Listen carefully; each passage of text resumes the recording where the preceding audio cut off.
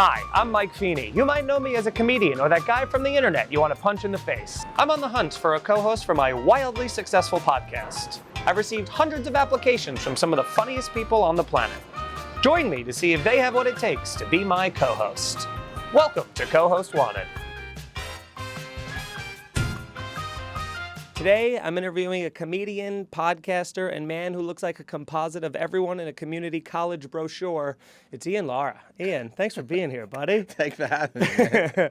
I'm so excited to do this, man. I really need a new job. Exactly. Well, hey, man, this is an exciting time. I expected this to go on one season, then I had Jordan was coming on to be the co-host, and then that fell through, and then the second season, Big J seemed like, he was all interested, and then I'm still waiting for a text back with him, so that's been a whole thing. But for now, I'm just going to go on with the search. And I think I was supposed to be season one. I was supposed to be that. Yeah. You're a hard person to get in here. I feel like Jordan said a good thing where you get it and then you get something way better. Exactly. Yeah. She got it and then got a bus tour and Netflix and in a movie. Yeah, I want the Jordan Jensen. I'm kind of a star maker in that way. Yeah, you're like Good Luck Chuck. Yeah, exactly. People kind of just leapfrog over me.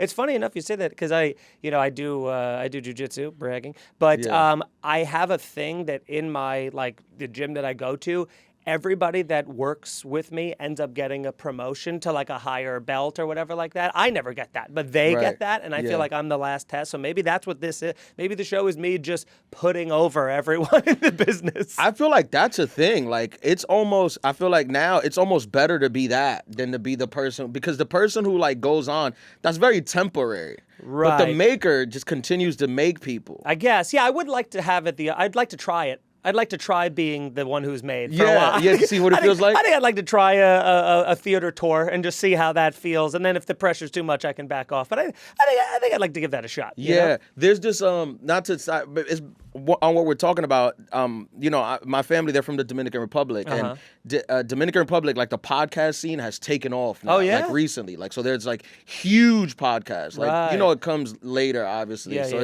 They have their Joe Rogan and they're who's way. The kingmaker over Who's there. their Joe Rogan? It's probably this guy named Santiago Matias. Yeah, of course. He has a huge YouTube channel, so big he bought a whole radio station or whatever. Oh, wow. But in interviews, he used to be a videographer for artists. Right. And he didn't like how they treated him, and then he was like, I'm just gonna become bigger than the Point artist. the camera at me. Yeah. And now he's he'll bring artists on and he'll be like, I'm bigger than you. Wow. You just have a hit right now, but that'll go away, and I'll continue. I like the Santiago Yeah, guy. he's like, I'll continue to make people. All right, Santiago. Maybe I'll get Santiago in here. That'll be a fun. He won't do this, but yeah. Well, who knows? Maybe we'll be two kings making each other. Yeah, he's like a podcast. He flies on private jets. Wow. That's the level that he's on. Oh, nice. Yeah. Okay. All right. Well, we'll start off the interview nice and easy here. Quick softball for you. Why do you think you'd be a good co-host? Well, I think that I bring something to the podcast that you don't have, which is the color. Yes. I feel like right You're now, the white balance, right? so to right speak. now, two white guys sitting next to each other talking. It's a tough very sell. Yeah, it's been done. Exactly. Yeah, that exists. You know? So I think that bringing that dynamic to open with, it's nice, and then people look at it and they're like, "Oh, but he's also Dominican, so it's also a Hispanic thing." Yes. So it's a bunch of multicultural things being hit. That's right. We do check a lot of boxes. It's white, and you're it's you got a black Dominican, tall, short, kid, no kid. Well, ironically, the short part, I don't feel like we have to mention that. But it's a part of it. I don't think it's a part of it. I think that part is not important. But I also think there's a thing of we're both from New York. Yes. Where race is kind of not really a thing. Exactly. Kind of. Yes. It exists, but it's not how people think it is. 100%. Because especially, and we both live in Queens, so there is that meld of we're around everybody all the time kind of a thing. Right. That is a good part about having a kid in Queens. It's you're only. I feel like people that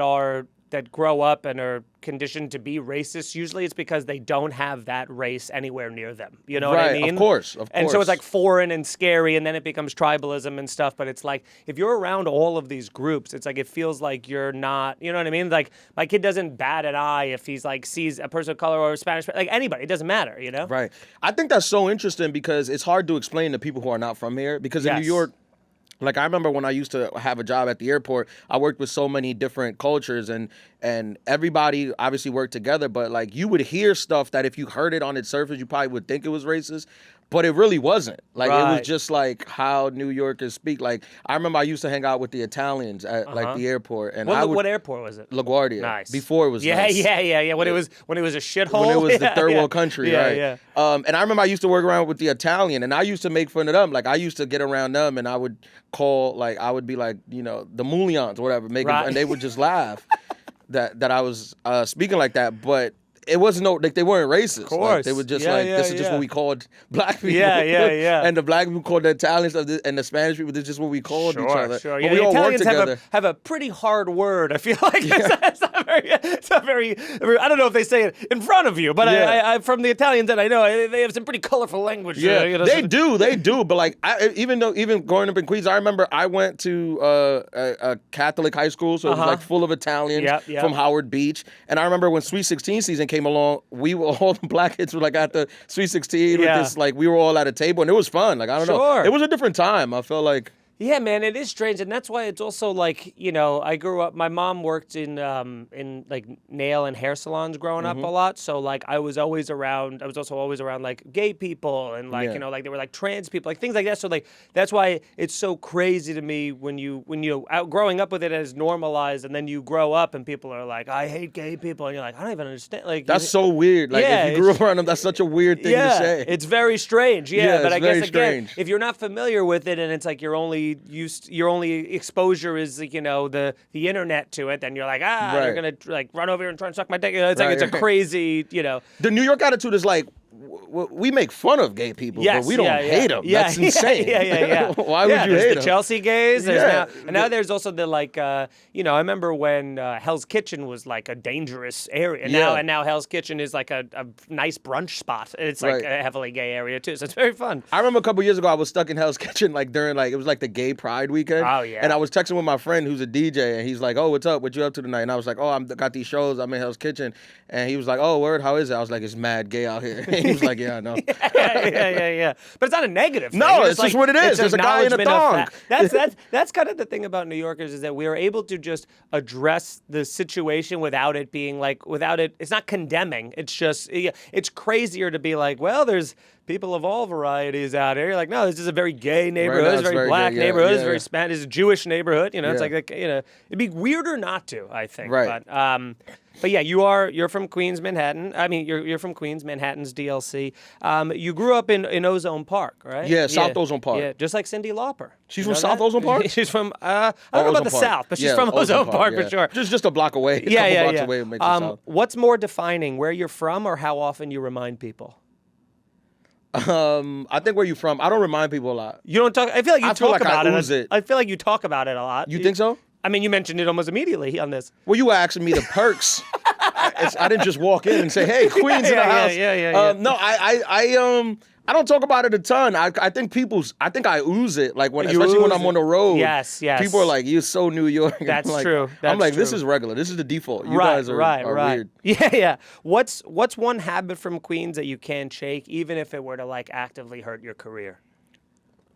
Queens, I think the name calling, shit talking. Yes. It's hard to shake. Like if you saw some of the conversations you'd have, you would be like, this guy will never work. Yeah. If also if group chats were somehow just like put out publicly and things like that, or like back in the day, like the Xbox, like, you know, like the chats, you know what I mean? Like the live, you know, when you would play with your friends on Call of Duty or whatever, it's like just the amount of shit talking and things that got, it would be awful. But like I said, it's only because growing up in Queens, and especially when I started working, we would say this stuff to each other's face. So it wasn't like we weren't talking behind his back. Like I would go to the Italians and make fun of the Hispanic people. Right. I would go to Hispanic people, make fun of the Italians. I would go to Jamaicans, make fun of everybody. Everybody was in on a joke, so it felt like a little freer to say. It is funny because I grew up on Long Island, but like I've now lived more of my life in Queens than anywhere else. I went to college. Which is wild to think. Oh yeah, where'd you go? Oh, Westbury. So nice. No, yeah.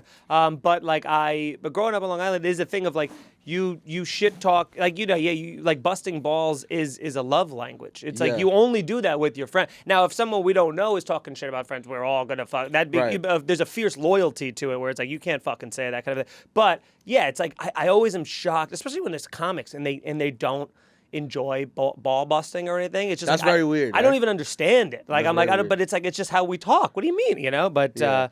That's weird with the comics. You're right. I was having a conversation with Bonnie McFarlane about that. Yeah. And she was saying, like, she doesn't even really talk anymore when she's around young comics because she's, like, said some things. And Bonnie's, like, the nicest person. But she's like, people get offended. She's also a sniper. Yeah, she's like, I don't know. I thought this was what like you do. Well, she also came up, too, when it's, like, Bobby and Voss and all these guys where it's, like, they're hammering you the second you walk in. Yeah. And God forbid you slip up in front of Keith on anything. It's like he will just attack you for an hour. And I make fun of all of them. I make fun of Bobby and I make fun of Rich and Keith because I'm like, they have this persona of being like the most ball-busty, meanest people. Yes. And I'm like, you guys are nice guys. Yes, and, they're puppy dogs. And you don't want the word to get out. I know. You want everyone to think you're this like mean, but they're the nicest people. Couldn't be nice. Collins, another one. Yeah, Norton, all of these guys, just absolute puppy dogs. Nicest people.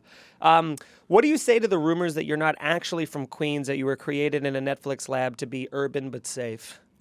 You know, I've heard this before. You must have been reading my Reddits. It's a popular rumor. You must have been reading my Reddit. Yeah. I wish I'd be alive. I wouldn't be auditioning for this job if that's where I was. It's okay. For my whole career, I've been hearing people say you are perfect for the thing. Dude, and then, look who you're talking to. Yeah. Look at, why aren't you on this? You know that Colin Jost guy? You should be him. Yeah. You should be on TV we can update. You should be on, exactly. You should host that. The amount of people that have been like, I remember when I started and people go, you should be on Guy Code. Why aren't you on Guy Code? Like all of these TV shows, all of these movies. You got to be in more movies. Yeah. And it's like we do have... Do you feel like you get a lot of like...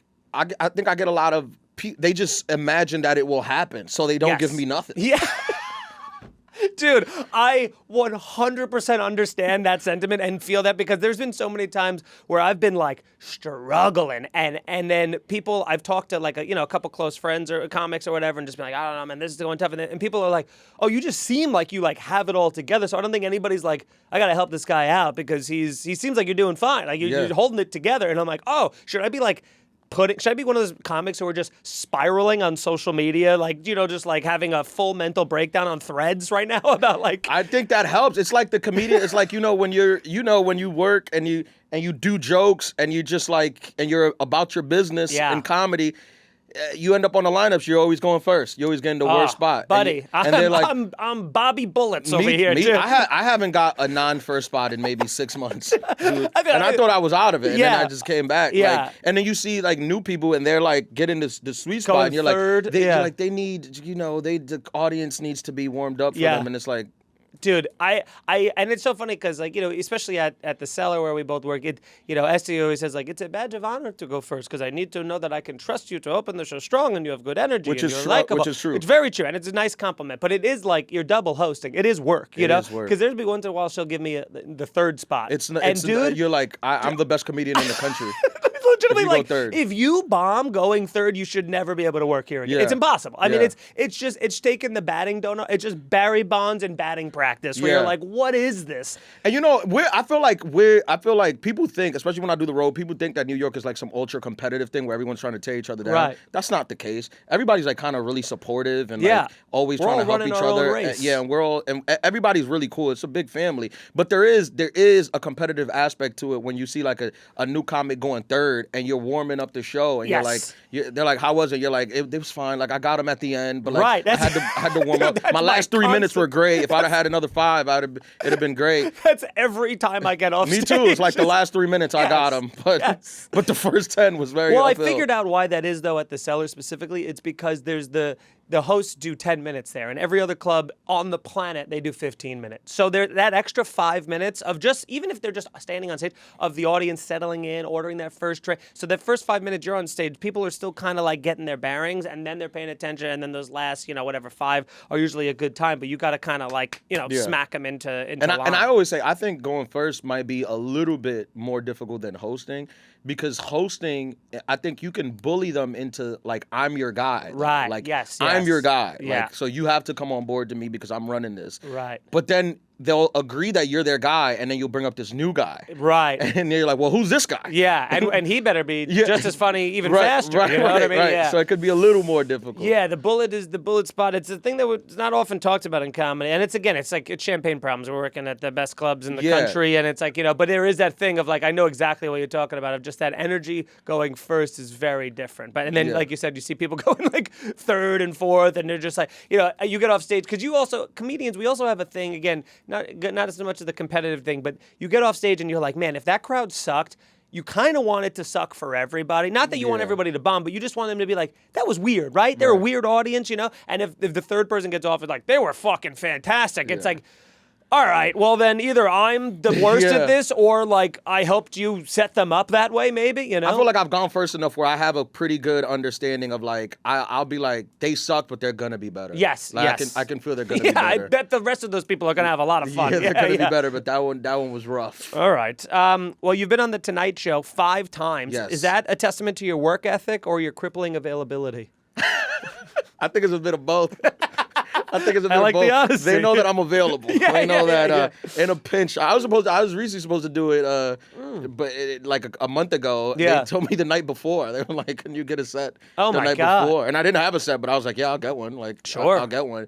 And there was a snowstorm in New York. Yes. And I think Paris Hilton was gonna be the guest, and they weren't sure if she could get a flight. But I think she just got like a private and came and did the show. But I like that, honestly. Because when they asked me, they was like, "Do you want a date? Like, we'll just give you a date if you want it." And I was like, just keep it like that. Like, just tell me like if you need me, and I'll do it like that. Because it's actually the worst when you have too long of a runway, because you start overthinking it. It's easier when you could do you still, because I've done it before, but like, and it was great, and it's, it's the most fun. You really feel like you're in the industry that we, I think, like romanticize so about, beautiful. Yeah, that's the coolest part. I always tell people. It just feels so official, show business. Yeah, so show business. But when you've done it all these like extra times, do you find it's a little more nerve-wracking trying to live up to old ones, or is it just like, like I got to be as good as or better than my last set, or because I only did it once so far, but it's been, but it was like, I was just doing what I knew that set was like murderers. I knew I had no doubt that the set would go well. It was just a matter of like, but again, doing it 3, 4, 5, 6 times, like, that's... I think it builds from time to time. I think it builds. Obviously, like anything else, your comfortability builds. Sure. Like the last few times I do it, I honestly feel like I'm a family. Like people are coming in who work on the show, like behind the scenes. I love that. Like saying, like, "Ian, so happy to see you again. Like, how you been? Like, whatever." Like they follow me, and I think it's gotten better. My last one, I got a standing ovation on the 5th one. There so you like. go. I had done it so many times, I forgot that was even a possibility. Right. Like I forgot that because every time it went well. Right. But I just never got it. So when I did it my 5th time, I wasn't even thinking about that. Right. So I remember like I finished and I was talking to Jimmy and he was like, "Look," and then I looked and they were all standing up and I was like, "Wow, standing ovation! That's I forgot great. that you could get that." But that's not the barometer. Like you're not going to get one every time. Of course, it's impossible. It's really up to the crowd. Like it's not even. Some crowds love it, but they just don't even know to stand up. Something I love that they did, which was I didn't realize it till my wife had kind of pointed it out, was that because my wife came with me the first time, is that they like purposely keep you busy to like keep you like a little distracted. Like you don't have like, because people kept coming in and they're like, "Can you do this? Sign this thing. Let's go to hair and makeup. Let's do this kind of thing." And people just kind of kept talking to you, And my wife was like, "I wish they would kind of like leave you alone for a little while." And then I was kind of where it clicked. I'm like, oh, they're purposely not just, because otherwise you like ice yourself out. If you're just in your green room alone for 3 hours and you're just thinking about your set, it's much better to be like, "All right, now come in." But I'll say this, doing the fucking rehearsal to the cameras, just to the 3 camera guys and an empty audience and trying to sell it and pretend as though you're doing it, it's the most psychotic you'll ever feel. Yeah, I think it's fun now though. Yeah, well, maybe the first time was, for me, was like, that first time you do it, you're like, this is crazy, right? Can we acknowledge this the is first crazy? time is crazy, but now I think it's fun because I feel like now, obviously, I'm trusted. Sure. Like I'm a fill-in. Like I'm not even. The first time I did it, I had like 3 weeks to prepare. Right. The last like 3 times, I've had like 2-3 days. Right. So it's like I'm a fill-in, so they know I can do the job. So it's less pressure. One time I did it, I was like you said, I was sitting in the green room and The Rock knocked on my door. He was like the other guest. Wow. Yeah. Like, this was like after I had performed. I was just sitting there, like coming down from the high of performing, and I hear a knock on the door. And I was there with like my manager, and he opened the door, and he's like, "Look walking up. He's like, yeah, come in. And The Rock's like, hey, man, I watched your stuff. That was really funny. I mean, talk about the extremes of the human condition. You know what I mean? know. Tall, jacked fucking guy. Yeah, in my green room. And I'm like, hey, man, that was great. Thank you, buddy. Can I get a photo? Wild. Well, I mean, you're very likable on stage. Do you worry that one day people will find out what you're hiding?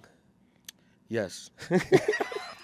I do worry about that. Yeah. You're very likable too, though. But I know. Do you ever? Because obviously you can't. Nobody's saying 100% on the likability. Yes. You ever go on stage and like you're like, oh, they don't like me? Well, I mean, I think like I've noticed that. I actually think a lot of it, from me personally, kind of determines how I dress. Like if I wore a suit on stage as like one of those comics, which I think I could pull off, but a suit comic, if I walk on stage.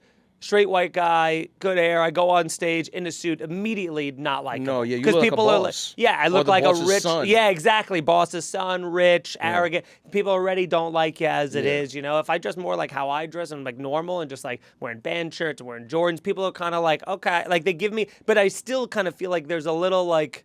You gotta earn us, you know what I mean, kind of a thing. I heard Nate Bargatze talking about this recently, actually, and I would like agreed with him completely, where he was just like. They asked him like why he's like clean, and I'm not clean like he is, but he was just like, I realized pretty early on I don't enjoy making people feel bad.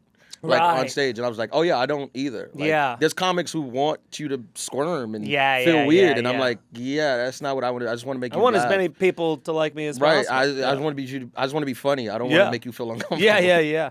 Because we do both present as like nice, clean-cut guys. You know what I mean, or whatever. But like, which of us do you think has to work harder to maintain that illusion? You probably. Yeah, perhaps, I guess. I mean, I feel like you don't really have as many, like, you just kind of feel like, I don't feel like you have a lot of demons in your closet. And if you do, you're very good at hiding them. No, I think you look like, you look like down the ancestry line, there was I mean, I'm mostly Irish. I think, but down the ancestry line, it was pretty much a lineage of drunks. But that's better. But they don't know that. Coming straight out. Like if you tell them that, then okay. But like right out the gate, they're like his family probably participated in the slave trade in some capacity. So it's like you gotta at the very minimum, I'll get the opposite. So it gives me a little benefit of the doubt. It is funny because I do have like I trace back my mom's side lineage, or someone in my family did, and we were actually like. I'm a son of the American Revolution, so like my family's been here since that. But apparently I had a whatever great grandfather, whatever was like the head of security for George Washington, which is pretty sick. But like also even at the end of the day, like my family at its height was like the help. You know what I mean? Like they were like security. You know what I'm saying? Like what is that? What grandfather? I mean, going however many times you have to say great. No, I mean way more than 3. Going back to 1776. You know what I mean? Yeah. So like great times. It could 10. But only like 4 or 5 though. I mean, it's got to be more than 5. You think so? My original my grandfather was born in 1920. So I guess it's like if you go back you have to go back another 150 years. No, well, if his was born 100 years prior, like yours was, it'd be 1820. And if his was, I mean, they didn't all live to 100 though.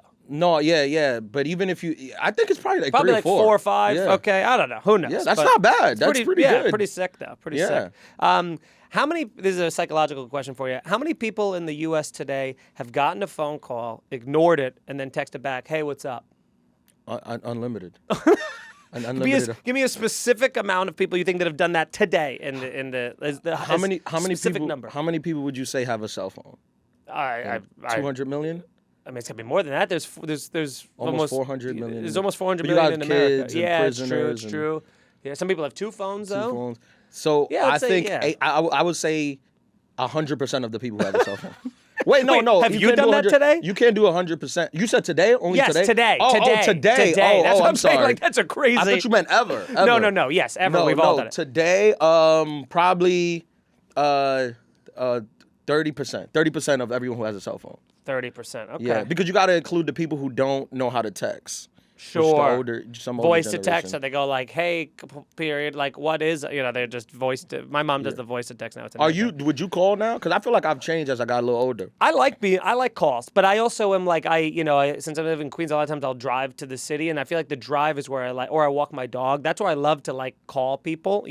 So wait, if I got this job as a co-host, are you gonna be calling? If I call and here's the thing, if I call and you ignore it, but then immediately write back, what's up? And it's not at like a late hour or like a crazy unacceptable time, it's going to ruffle my feathers, I'll tell you that. Because it means you're on the phone and you're willing to talk, but you're screening the call.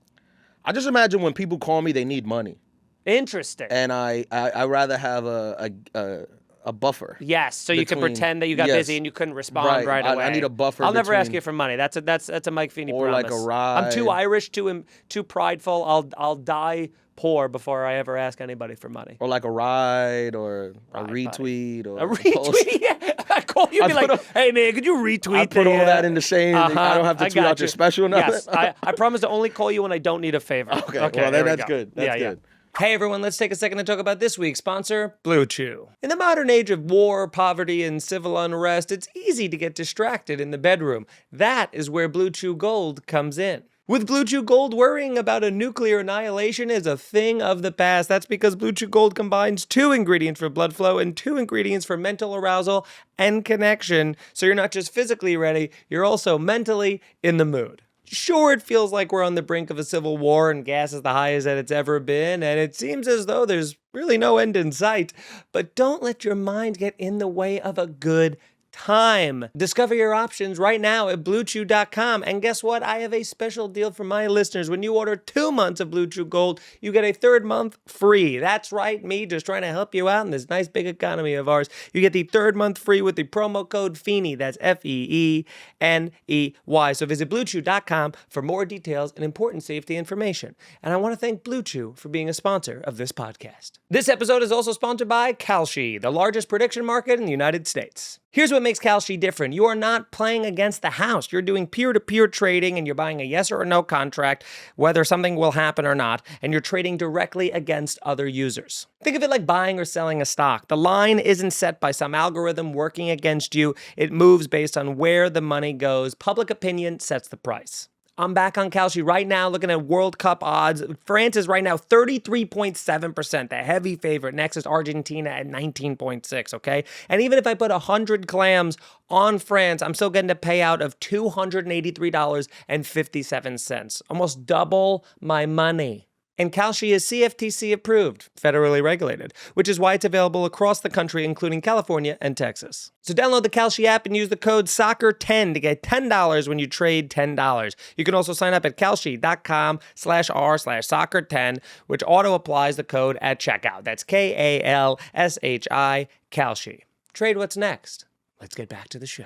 Hey everyone, if you're enjoying the podcast, sign up for the Patreon, patreon.com/co-host-wanted. Each week we do a bonus episode. We'll do chemistry tests with the guests. I'll play video games with you. We got a ton of stuff and goodies going on there to help support the show. It helps fund this search. It really let you into the boardroom. You're inside the meetings of all of these interviews. You're helping me decide who should be my new co-host. Sign up today, patreon.com/co-host-wanted. See you there. You're half Dominican, right? Full Dominican. Okay. Look at that. Full Dominican. Do you feel like you matured faster or you just got yelled at earlier? I definitely got yelled at earlier, but made me mature faster. So okay, look at that. So it's both. It's both. Okay. How racist is it when people are like, oh, you're Dominican, like what baseball position did you play? Do you get that shit a lot? Yeah, I don't think that's racist at all. You don't think it's racist at all? Oh, interesting. Okay, well, with that said, I'll just read my next one here. I think most people what played baseball a position. did you play? Second base.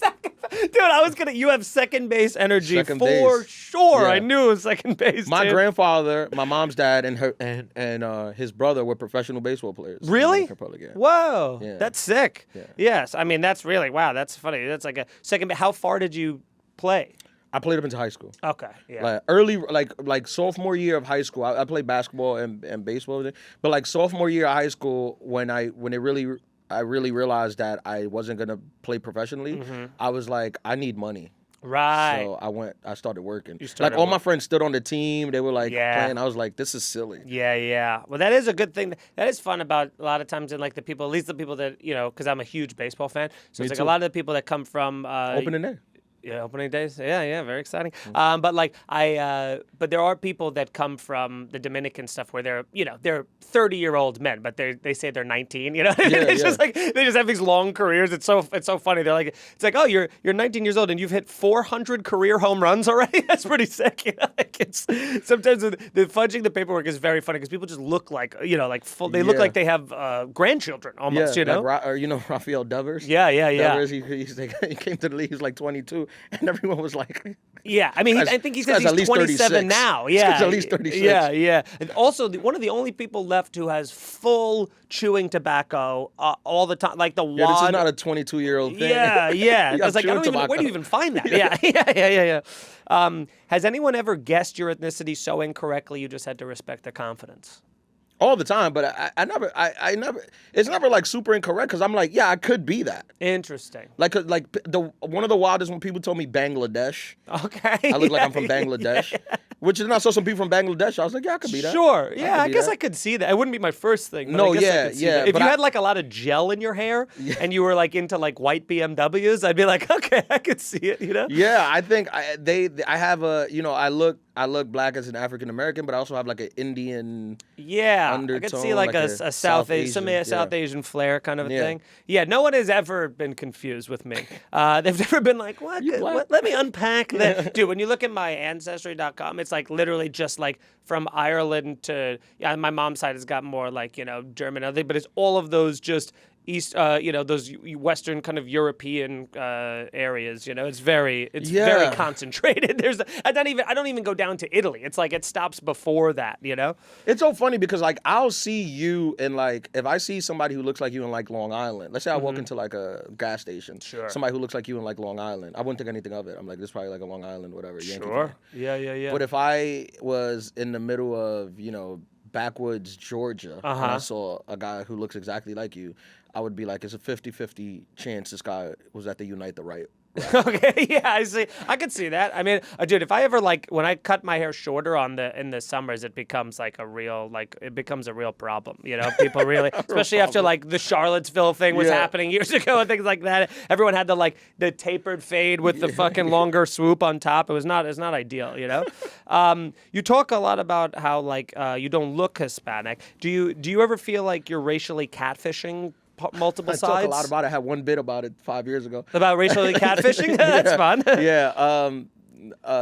No, that's just a bit. I think in New York, most people know. Sure. I think most people I run into, because in New York, you see Dominicans who That's look true. like Yes. I only had that bit because when I started going on the road, people didn't know what Dominican was. Right. They didn't even know where it was. To be like, I don't know. Did you have to be like, baseball player? Like, did you have to Yes, that was their only, I would like, Sammy Sosa? And they're like, yeah. No, like the new one or the old one? Like, no, the old Sammy. Well, he's back. Yeah, well, is he back to black? Yeah, he's back to black. Wow, Amy Winehouse. Yeah. I think he's. I actually don't like him at all because I had a bad interaction with him in a spring training game when I was like a child and I might have even told us on this before, but we were in Arizona for spring training. This is by the way, at the height of on the Cubs, height of his post, the home run kind of chase. And there was a bunch of us kids waiting for an autograph for him, and he was coming out to the outfield, and and we were like, oh, Sammy.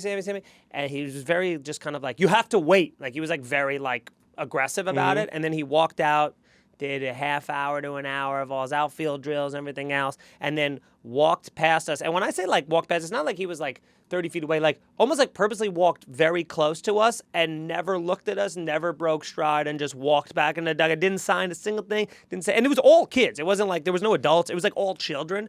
And so from that day on, I was like, fuck Sammy Sosa. Yeah, I've heard that type of story from him many times. Yeah, not a good guy. Yeah. But maybe it was the roid rage. Who knows?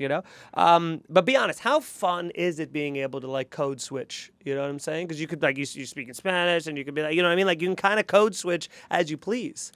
I say that in a positive way. Yeah, the fun. I guess it could be fun. It's more annoying though to have to because you have to educate people. Sure. Where people are because people always equate black to African American. Sure. And that's just a certain type of black. Yes. You can be black and Hispanic as I am, which is you know, and my ancestry DNA, a lot of it traces back to Africa from when the slave trade. Dominican Republic was the first place, and then you got to explain all this, and I'm like, I don't want to be your teacher. It's more exhausting than anything. Okay. And you said people speak Spanish around you thinking you don't understand. What's the most hurtful thing you've heard them say? We're just some racist stuff. Really? Yeah. That's so funny. It's usually by other Dominicans. Wow. Yeah. Okay. And what's the most accurate thing you've heard them say? I've heard I've heard women say I was like attractive. Wow. Okay. And did you respond? I'll just smile. And they'll be like, and they'll look like, did he understand? Yeah. Okay, nice. All right, now very important question here, hard-hitting question. Mofongos or arepas? Mofongo.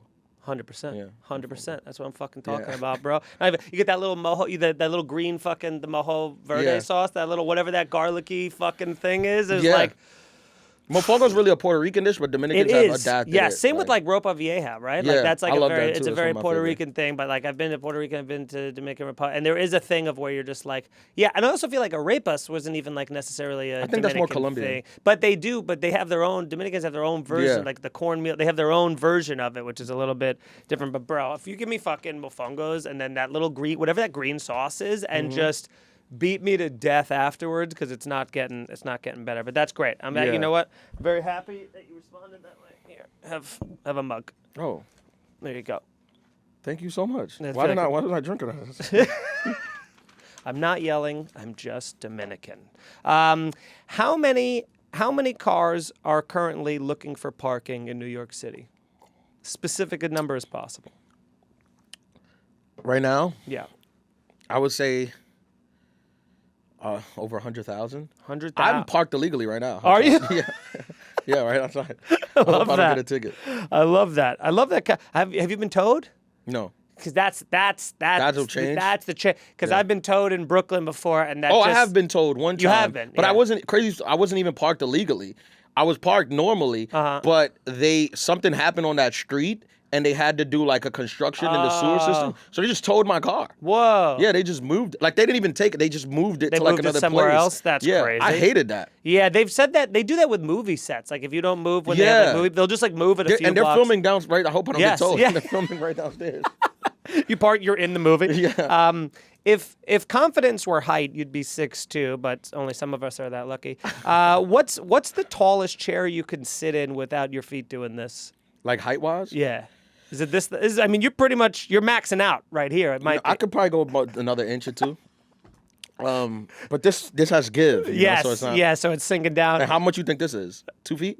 I'll give it 2.5 feet. I'll give it 2.5 feet. Yeah, about 2.5, 3 feet. Dude, there's nothing more emasculating than like you're having the feet just dangle just a little bit. It just feels like it's like someone put, because I feel that if I'm in like a tall one of those high top stools or something like that, where I haven't felt my feet swing on a chair since I was 18. Yeah, but I would say maybe when I was younger it was more of a thing. But I'm 35 now. Like I've already learned how to be. Like somebody asked me on a podcast, they were like, "If you could be 6'2", would you be?" And I was like start right now. And I was like, no, I don't know how to be that. You're crazy. Like, I mean, you'd be the new Rock. I mean, you'd be in everything. I've learned how to be this. Yeah, that's true. That is true. This is what I've learned. Like I've learned how to walk this way and talk this way. My whole personality is shaped off the fact that I'm not 6 feet. If I were just 6 feet, it wouldn't even make sense. A Napoleon complex, someone call that. Yeah, I don't have that. Like I'm not angry and wanting to fight. I'm pretty chilled. I go the opposite about.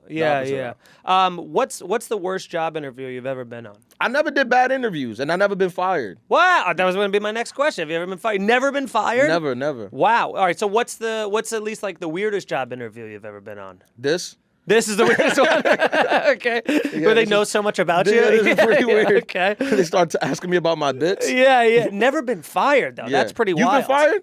Oh my God, have I been fired? We don't have enough time. I'm a pretty responsible person. I'm a good worker. It's just like there's been times where there was once famously I was accused of stealing, which wasn't true, but there was like they kind of needed an excuse to let me go. I've been a couple times were like seasonal and stuff, but when I work at a job, I'm pretty good at it. But when I don't like it anymore, I very much phone it in. I phone it in hard. Yeah. I kind of make you. It's like the guy who makes the girl break up with him instead of him doing it. I'm conflict averse, so I don't want to have the uncomfortable conversations. I'd rather drive you to have that with me. I'm pretty responsible. Like when I do a job, like I don't call out, I don't show up late. Like I'm on time. Like, I'm pretty responsible. You were early for that. By the way, that's the thing I was raised on too. Is like the early is on time is late. Me too. I'm pretty on time. Yeah. I'm pretty on time, and by on time I mean early to almost everything. Yeah. Okay. Hey, that's why I hate when people give you fake time. Yes. Because they're trying to pad it because they're used to dealing with people. And people do that with shows as well, where they'll go like. I'll get pissed. There's been not pissed, but like there's been time where like I left. Right. Where I'm like, you told me to be here an hour and a half before the right. I can't. Well, that's the thing especially once you start doing club shows, because for so many years I was doing bar shows and everything, and there is that thing of like, you get there at 8 because it's an 8 o'clock show, and then you realize like the flyer says 8, but they mean the doors are at 8, and then the show's actually at 9, but then sometimes the show doesn't start till 9:30 because there's like the DJ's fucking making the vibe of the room, and you're like, what are we doing? And then I go on at 10:30, and you're like, what are we doing? I also get anxiety from sitting around. Yes, I just want to go on. That's why the Tonight Show is so good. They fucking keep you busy. You know? They don't ice you out. You were on season 1 of the comedy competition show Bring the Funny. You were eliminated week 1. What's your defense to the accusation that you did not, in fact, bring the funny? I disagree with that. Well, you were eliminated the first week. The funny thing about that show is, first of all, it's a reality show.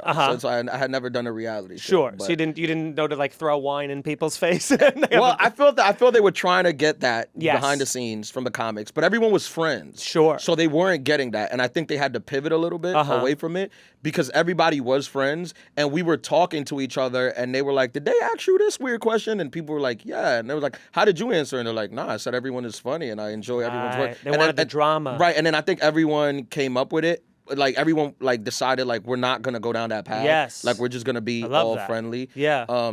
Big names that came out of that season, by the way. Yeah. Matt Rife. Yes. Ali Sadiq. Wow. Takara Williams, who won. There was a lot of big names. I thought I said Ali won. Takara won. Wow. Yeah. And then also, like you meet with executives. They sold me, like I thought that it might be rigged a little bit because they were selling me like I was going to win.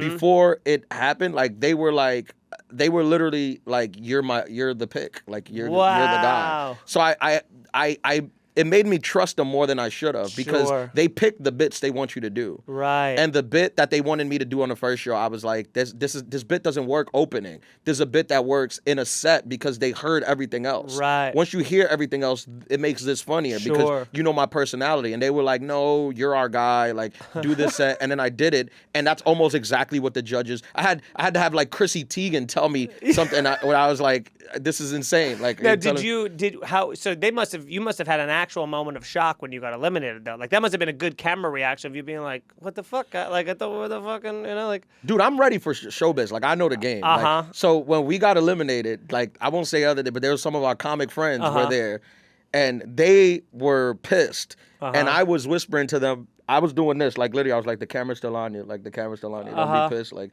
just smile, just smile, just smile. Oh, I thought you would have been like, like those reaction shots was like. I didn't want to give them that. Right. So I was just like, I was like, just smile, stop. Right. But wouldn't that be better for show business? Be like, I mean, not to be like, this bullshit, but just to kind of give them the salacious response they're looking for. No, I mean, I grew up a big Mets and Knicks fan. Like, I'm all about losing. Yeah. You lose gracefully. Yes. Like, that's what you mostly do. Yes. Nobody wins every time. People glamorize winning. It's very rare that you win. It's mostly losing. So learn how to lose. You know, what's funny is I grew up a Yankee fan, so used to winning, obviously. In the 90s. But it's not like that. I mean, well, also 2009 is, that was what, 15 years? I mean, a lot more recent than 1986, obviously. But if you were born that year, you could drive now. Yeah, for sure, and I could drive to Yankee Stadium and see all the trophies. But I will say, there was also something about those teams that was like winning gracefully because Mariano Rivera, Derek Jeter, Bernie Williams, they're very petty. They weren't like these like. Fucking, like, we're the fucking best. They just they did their thing. They kept their head down. Mariano Rivera is, like, best closer of all time. And he never, like, hot dogged it. Which, by the way, I do love that. I hate when people are, like, they get mad at people for like pimping home runs. Like Fernando Tatis will hit a home run and just fucking throw the bat into orbit, and then people get pissed off. I'm like, I love that. It's like love it too. It's like if you don't also if you strike him out, exactly like that. But I remember do, Trevor Bauer? But oh yeah, that fucking guy. He was Kenny Powers essentially. yeah. But there is a thing to like. There is a special thing like Judge. Like Judge hits like a record-breaking home run, puts his head down, goes to do the post-game interview. They ask him about his record-breaking home run, and he's like, yeah, but Big G's the one that hit us a 3-run home run. He's the one you should be interviewing because he won us the game. Like, it's just like, there's something about being like, taking it off you that makes it more, it's very honorable. To be fair, and Tatis is not this because Tatis was the son of a professional baseball player, so he grew up a rich kid also. It's true. But there's a big difference from somebody who grew up like Aaron Judge and somebody who grew up in a third world country without shoes. Sure. And homers have taken them to this. Right. So there's a difference like of the feeling of when you hit that. Right. Of like, I've worked my entire life to this to feed my family who didn't have food to eat. Sure. Versus Aaron Judge, who I grew up like Judge, which is like you grew up here. And like, I feel like my energy would be a lot different than their energy. Yeah, just because their win with upbringing. class kind of a thing, you have a podcast called Adulthood. The description says, advice from two guys who have no idea about anything. I don't know who wrote that. I mean, that's what it says on the podcast description. Call our producer. I was going to say, is that honesty or self-sabotage? No, that's honesty. That's honesty. It's me and Reggie Conquest. Oh, I love Reggie. Yeah. You used to do it with a DJ, right? DJ APM. Yeah, we did it for 2 years, but then he got a big corporate job and he couldn't be on social media talking shit. So, so they had to leave. So I brought Reggie on, and Reggie's great. No, it's honest. Like people call in, we give advice, but we're like honest. Like if you guys care to hear what we think, we'll tell you, but do not like take this with any type of like we don't know what we're talking about, but we'll tell you if you ask. It's all about asking. We're not soliciting. We're not giving unsolicited. It's so funny to be like unbelievably confident in an answer you have no idea about. You know what I mean? Where you're just like you're just doing the Goodwill Hunting. You're just filling out the leftover problem, but you don't know what you're doing or how to get to the answer. You're like, I think it's -7, and they're like, how'd you show your work? And you're like, I don't know. I feel like we're being honest. There's a lot of people. Everyone's doing that.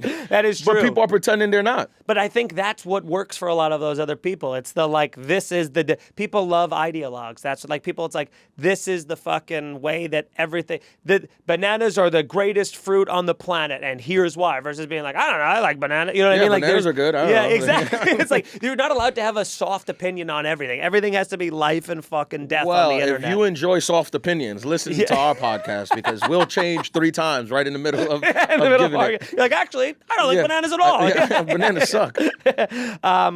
You were included in a list entitled "Lesser Known Great Black Comedians." Was I? Yeah. Did the amount of qualifiers hurt your feelings? Because it's like they could have just been like up and coming great comedians, but instead they're like, you don't have to say my level of knownness. Black, from Queens. Like they really they really Google Earthed in as much as they could to Street View. No, but you know, a lot of times when you coming up in this business, you use those lists come out and you're just like always left off list. Oh, you're like the variety top whatever. They like the ones that are about to break out who already are selling out theaters list. Right.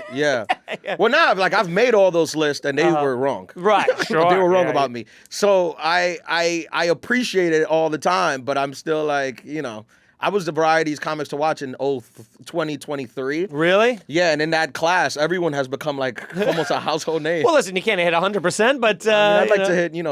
10%. But I think that you were a good person to bet on. Where you're like, again, it's like likable, approachable, like TV friendly, movie friendly. Like, you know what I mean? Like you don't have any like crazy online thing where you're like saying some wild shit that's gonna get you canceled. Like it feels like you'd be a safe. But you wouldn't even have great odds. You know what I mean? Like it'd be like you wouldn't even have a good payout if someone was betting on you to become like. Well, I think I'm always like in all the list. Yeah. Like if you look at the list, different people get picked for different things. Sure. Like some people will end up on the list, and when you dig into their stuff, they're on a stand-up list, but they're really huge podcasters. Right. They have a huge podcast that makes them popular, and now they're on this list. Or some people have a TV show, whatever the case may be. Sure. I'm always there for stand-up. Right. So the people who generally aren't there for stand-up, they go on to do huge things. Sure. Like in other capacity. And then they'll get like a special also because like you're doing this because they big just thing. Want to see. Yeah. But like I'm always like You're just there for stand-up. Just for stand-up, which is why, again, just toiling in obscurity, because that's what stand-ups do. Right. It's like, if you want to be famous, do a podcast or do something else. If you want to write jokes, go to a basement, you know, in the West Village, and that kind of feels like our right. I don't have any of the other things, like any of the other big things. I don't have a giant following. I don't have a giant podcast. Right. I'm not on a big TV show. I mean, you're really selling your credits here. Just the stand-up though. Yeah, there's 5 the times Tonight Show. Yeah. That's it. You were also featured in the New Yorker. That's pretty cool. Did that change your career, or just how you pronounce croissant? I will say this: when I was in the New Yorker, I did get like a few emails, and I mean by like maybe 5 to 8 of like real well-to-do. You can tell by how it was written. Real well-to-do people who like read the article and then like found my stuff and were like very complimentary. But no, it was cool. I have that magazine. I have it framed. Nice. They called me a young Chris Rock. Whoa, that's great. I'm sure fucking Jordan was pretty pissed about that. He's like, I'm also a rock. I bring it up to him all the time. They said I have a smart street style stand up, like a young Chris Rock, and I thought that was cool. That was in 2022. Had momentum. Boy, you really had a good couple years there. Coming out of COVID. After the BLM really helped. Yeah.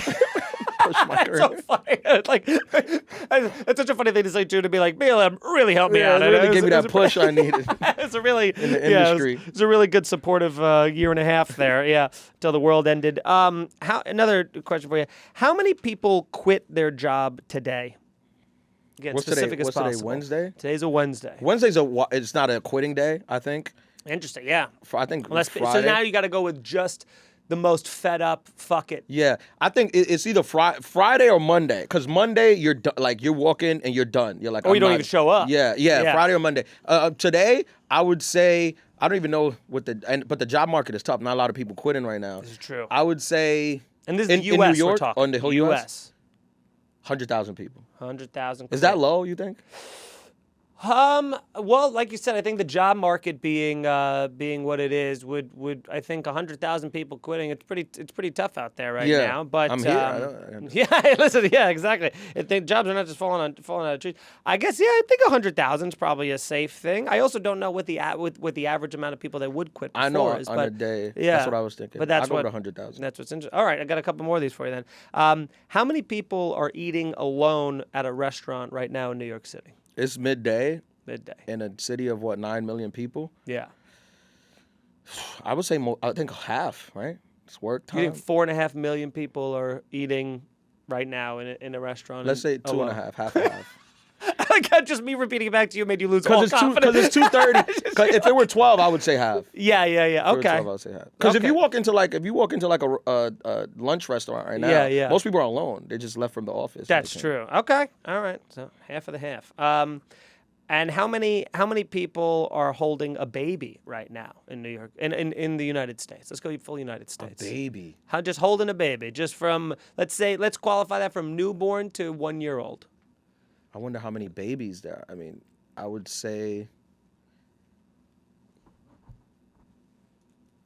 10 million. 10 million. Wow. Okay. I don't know why that sounds so high. In a country of almost 400 million people? Yeah, that are 10 million people are actively holding a baby right now. I mean, babies have to be held. That's true. Until they're sleeping. Until they're sleeping, and it's middle of the afternoon. Yes. Well, they take multiple naps. There's a thing. But okay, I'll put you down for 10 million. When someone introduces you as one of the best, do you correct them or just let them live in that lie? No one's ever introduced me as that. I would like to know how that feels. Are you getting introduced one time? I've had so many people that when the host clearly doesn't get your credits and they just have to say things about, and this is a classic club favorite and plays all around the country or whatever. But there are some times where people are like, he's one of the best. They really that's the other thing I feel like a lot of comedy clubs they don't understand, that you could overbuild up a host a comedian where they're like, this guy is one of the best comedians you're ever gonna see, and you're like, don't do that. Let's just let's set the expectation, even when it's if I'm headlining and it's the people that are coming out to see me, and it's just again, it's that thing of like, let the work speak for undersell, over deliver. That's kind of the thing. It took me so long to get like a legitimate credit in this business. It took me almost like 8 years to get like a normal credit. And I felt like for so long, I just wanted a credit. And now what I find annoying is like, I have like a good stand-up resume. And then sometimes people will just make up credits for me, which is like whatever. But sometimes they make up credits that are worse than what I've done. Not worse, but it's just like lower than what I've done. Like they'll be like, you seen this guy on, you know, James Corden, and I'm like, I never done James Corden, but I have done the Tonight Show 5 times. So you can just say that. Yeah, there's comics at the Cellar now that'll be like, you've seen him on Comedy Central. I'm like, I've never been on Comedy Central. Also, it doesn't even exist anymore as a thing. You know what I mean? It's like I've been, it's like name the thing I'm still on. But here's what I also think. I also kind of feel like it would be nice if they gave your credits after your set, you know, because before your set, no one's really listening, no one really cares, you know, that kind of thing. But when you get off, if they're like, and you know, and check out one of his 5 Tonight shows, or check out his podcast. Like if you plug your podcast while you're being brought on stage, it's like no one's gonna be like, okay, Adulthood, I'm gonna remember that and see if I like them, and then after the show, I'll be like, I'm gonna go check that out. You know, it's like if one person does that, that's insane. It's insane. Like but I have a different theory. I think that credits are more relevant to the club than it is to the comic coming up. Like, it doesn't matter the comic coming up, but a comedy club like the Comedy Cellar, a comic getting introduced with HBO special, Netflix special, Tonight Show, like, the audience is like, this is where the major leagues is. That's true. Like, as opposed to, like, anywhere else, like, you want the audience to be like, wow, like, look at all these credits that everybody has. They have arrived. Yeah, that is true. That is true. Huh, okay. Let's... Did you cross out? What did I say? Oh, Jesus, fucking this is not going well. Because I want to do. We'll on the Patreon we'll get into because I do feel like we were touching on some fun like industry stories, but there's some industry stories and things like I don't want to. You know, we can't talk. We got to talk about behind the paywall. You know what I'm saying? Okay. But let's do some plugs. Tell people where they can find you. You can find me at Ian Lara Live on Instagram, on TikTok, IanLaraLive.com. My special new one is streaming right now on YouTube. It's called Material Boy. Yeah. Streaming for free. I have so much stand-up out on YouTube. My Comedy Central half hour, all my Tonight Show sets, Don't Tell sets, Comedy Underground. If you're interested in stand-up, just put Ian Lara on YouTube. You'll get a bunch of things. Yeah, hell yeah. Yeah, that's fun, man. How often do you try to do... Are you trying to do an hour every 2 years, every 1 year? What's your... 1 year is insane. That's crazy. Insane. And also, nobody needs that. No, nobody needs that. Yeah. I try 2.5, 3. Yeah. That's a good pace. I think that's the move. I think that's a good move. Also, by the way, gang, get on the Patreon. Patreon.com/co-host-wanted. See me live, punchup.live/Mike Feeney. Do you ever use PunchUp? Yeah, I'm on PunchUp. Yeah, get on PunchUp. PunchUp's a good time, gang. PunchUp.live. That's what it is. /Ian Lara, I think. There you go. All my dates. Yeah, check out all my dates as well. And tell some friends about the podcast. Appreciate you. Love you. I like to end every single episode with this. I do a little segment called Fix This. So tell me something about society that you hate and tell me how you'd fix it. I hate how divided we are right now. Okay. It feels gross. Yes. And it feels like inappropriate and not how... Inappropriate. It doesn't feel like how humans should be. Agreed. I agree. I feel like we're did you see this lawsuit now that Meta? Yeah, with the guys. Meta? Yeah, Meta, because of what there was a class action of their social media of what they did to kids, like where they knew they were doing this to kids. That they got them addicted? Manipulative addiction to it, by putting them believe it, though, of course. putting them against each other. And they're like, the judge said they have to pay up like billions of dollars. No shit. Yeah, they just announced that earlier today. The way I would fix it is get rid of the internet. Well, that's what I was literally thinking about that on the way here. I go, it would be kind of sick if, because we're going to get to a point where it's so much information that I think we might have to destroy the internet and just kind of go back to it's either going to be that or there's going to be like nuclear annihilation and then we all start over as a society anyway. But I think there could be a thing of whoa, that was a crazy few years. Yeah. You know what I mean? I think that some people predict that AI is going to do that. It's going to just destroy the internet because everything is just going to be fake. Right. That everyone's just going to be like, I'm not interested in this. I just want to exist in I just want to read a book where stuff is real. But it's gross. It's gross. I used to have a bit about this. I'm like, it's so crazy. Like, people be like, you can't obviously you can't talk about politics or religion. Right. Like that's a weird thing to talk about. But we can kill each other over Mets versus Yankees. Oh yeah. Like and that's fine. Yeah, like that's not even. No one would even blink it. Like if we were fully yelling at each other right now, and somebody walked in, they're like, "Are they gonna fight?" Like, nah, they're talking about who's gonna win the most games. They're like, all right, cool. I kind of love that though. Like I do. That's where I feel like the real debate should be. I think that the politics part of it's like it's just kind of politics is sports. You're just rooting for your team, and you're just a diehard whatever, left or right. Yeah. But there is a thing of like being able to. The fun thing about baseball is you can back it up, and it's also like it's sports, you know what I mean? Like there is no real stakes besides just being like my team's winning, your team's losing, we're up here, you're down there, whatever it is. Like that's where the best I think debates actually are. It's not just being like, well, this person said he was going to change the country doing this, and now your person, and it's like that shit. Who is that for? Nothing's changing. Yeah, but even with that, some people do have stakes on it. Some people bet their house on baseball. On a team winning 100 games. Yeah. And it's like that person has the most stakes, but they can still argue about it, and it's not weird. Right. Yeah. All right. Well, you heard it here first. Getting rid of the internet. But before we do, make sure you subscribe. Make sure you subscribe, like, and share. I think I got everything I need here. But Ian, I'll let you know, buddy. Thanks for coming in. All right, man. Thank you. You got my number, or do you need it? No. I'll find it.